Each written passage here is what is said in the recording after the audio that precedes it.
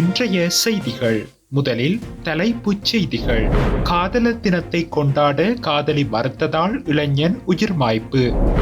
யாழில் மகளை துன்புறுத்திய தாய், போலீசார் அதிரடி. மக்களை ஏமாற்றி 68 கோடி ரூபாய் மோசடி செய்த கும்பல்.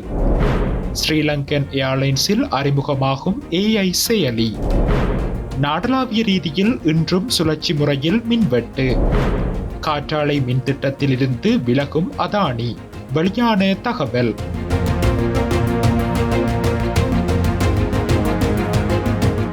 தொடர்பென விரிவான செய்திகள். காதலர் தினத்தை கொண்டாட யாழ்ப்பாணம் செல்ல தனது காதலி விரும்பாததால் மனமுடைந்த கிளிநொச்சியை சேர்ந்த இளைஞர் ஒருவர் நேற்று கிணற்றில் குதித்து உயிரை மாய்த்துக் கொண்டுள்ளதாக தெரிவிக்கப்படுகின்றது. சம்பவத்தில் கிளிநொச்சி தர்மபுரம் பகுதியைச் சேர்ந்த இளைஞர் ஒருவரே உயிரிழந்துள்ளார். சம்பவம் தொடர்பில் மேலும் தெரிய வருகையில், இந்த வருடம் காதலர் தினத்தை கொண்டாடுவதற்காக யாழ்ப்பாணம் சென்று வர அவர் தனது காதலியை பலமுறை கேட்டதாகவும், எனினும் பெண் அதற்கு சம்மதிக்கவில்லை என்றும் கூறப்படுகின்றது. சம்பவம் நடந்த நாளில் அந்த இளைஞன் தனது காதலிக்கு பலமுறை தொலைபேசி அழைப்புகளை மேற்கொண்டதாகவும், ஆனால் அவர் பதிலளிக்காமல் தொலைபேசி இணைப்பை துண்டித்து விட்டதாகவும் தெரிவிக்கப்படுகின்றது. இதனால் மன உளைச்சலுக்குள்ளான இளைஞர் கிணற்றில் குதித்து உயிரை மாய்த்துக் கொண்டதாக கூறப்படுகின்றது. கிணற்றிலிருந்து இளைஞனின் உடலை தர்மபுரம் காவல்துறையினர் மீட்டு பிரேத பரிசோதனைக்காக சடலம் கிளிநொச்சி வைத்தியசாலையில் வைக்கப்பட்டுள்ளதுடன் மேலதிக விசாரணைகளை போலீசார் மேற்கொண்டு வருகின்றனர். யாழ்ப்பாணத்தில் தனது 13 வயது மகளை அடித்து துன்புறுத்திய குற்றச்சாட்டில் தாயொருவர் போலீசாரினால் கைது செய்யப்பட்டுள்ளார். கோப்பாய் போலீஸ் பிரிவுக்குட்பட்ட பகுதியில் வசிக்கும் குடும்பம் ஒன்றில் தந்தை பிரிந்து வேறொரு இடத்தில் வாழ்ந்து வரும் நிலையில் இரு பிள்ளைகளும் தாயின் அரவணைப்பில் வாழ்ந்து வந்துள்ளனர். இந்நிலையில் தாயார் தனது மூத்த மகளை அடித்து துன்புறுத்துவதாக கோப்பாய் போலீஸ் நிலையத்தில் 3 தடவைகளுக்கு மேல் முறைப்பாடுகள் செய்யப்பட்டுள்ளது.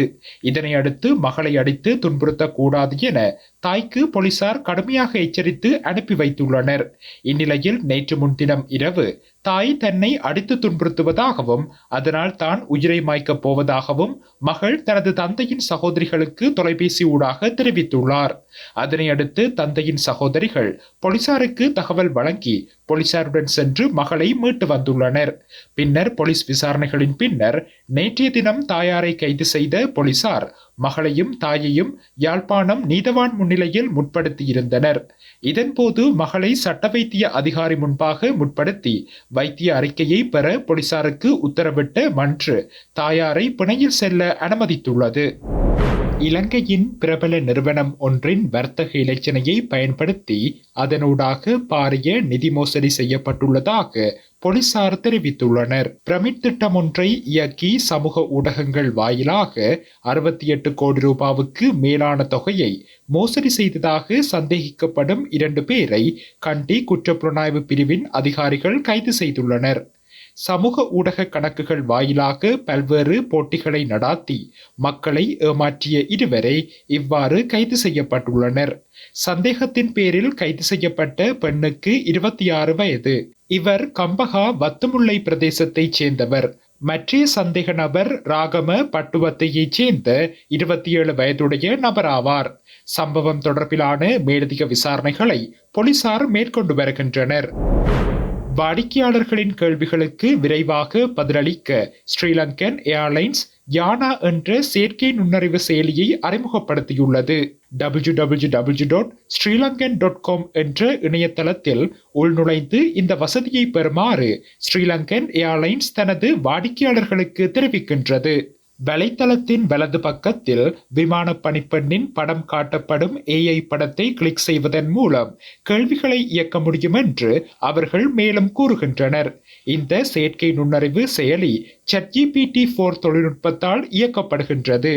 மேலும் இது ஸ்ரீலங்கன் ஏர்லைன்ஸ் உடனான வாடிக்கையாளர் தொடர்புகளை மேம்படுத்தவும், அதன் மூலம் செயல்திறனை அதிகரிக்கவும், சிக்கல்களை எளிதில் தீர்க்கவும் வடிவமைக்கப்பட்டுள்ளது என்று விமான நிறுவனம் தெரிவித்துள்ளது. அதன்படி ஸ்ரீலங்கன் ஏர்லைன்ஸ் தனது வாடிக்கையாளர்களுக்கு யானாவுடன் இணைந்து துல்லியமான தகவல்களை பெற செய்திகளை அனுப்பவும் தெரிவிக்கின்றது. இன்றும் நாடளாவிய ரீதியில் சுழற்சி முறையில் மின்சார விநியோக தடையை அமுல்படுத்துவது தொடர்பான தீர்மானம் அறிவிக்கப்பட்டுள்ளதாக வலுச்சக்தி அமைச்சு தெரிவித்துள்ளது. அதன்படி மாலை 5 மணி முதல் இரவு 9:30 வரையான காலப்பகுதியில் 1 மணத்தியால மின்வெட்டை அமுல்படுத்த தீர்மானிக்கப்பட்டுள்ளதாக வலுச்சக்தி அமைச்சு தெரிவித்துள்ளது. இதனிடையே பௌர்ணமி தினமான நேற்றைய தினம் சுழற்சி முறைமையிலான மின்சார விநியோக தடை அமுல்படுத்தப்படவில்லை.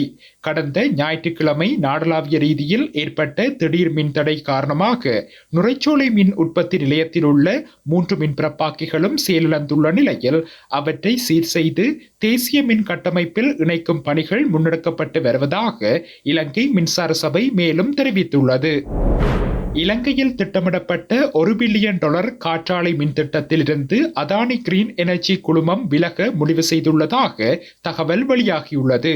இந்த விடயம் குறித்து அதானி கிரீன் எனர்ஜி நிறுவனம் தற்போது இலங்கை முதலீட்டு சபைக்கு அறிவித்துள்ளதாக குறிப்பிடப்பட்டுள்ளது.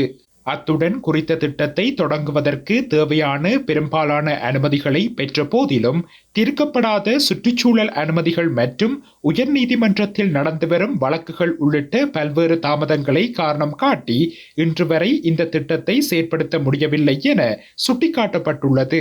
மேலும் இது ஒரு மரியாதைக்குரிய விலகல் என்றும் இலங்கையில் எதிர்கால திட்டங்களுக்கு தங்கள் நிறுவனம் திறந்திருப்பதாகவும் தெரிவிக்கப்பட்டுள்ளது. ஒரு புதிய குழு நிபந்தனைகளை மறுபரிசீலனை செய்ய உள்ளதாகவும் அதானி குழுமம் மற்றும் இலங்கை அதிகாரிகளின் அதிகாரப்பூர்வ அறிக்கைகள் இன்னும் நிலுவையில் உள்ளதாக குறிப்பிடப்பட்டுள்ளது.